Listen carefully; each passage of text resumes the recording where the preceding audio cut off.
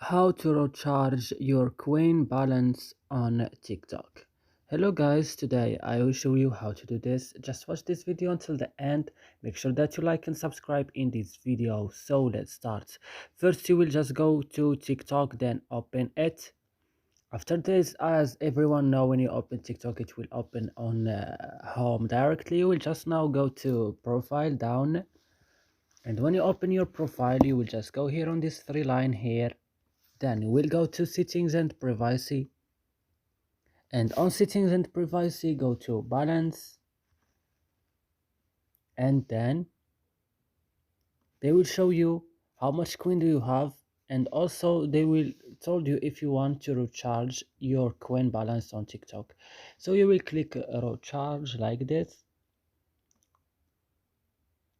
and then they told you how this expensive, like frequency it's for this price and 70 coins.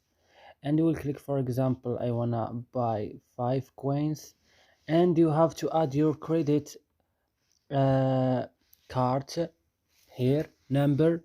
Then when you add it, for example, so it will it will directly go open your account, and then they will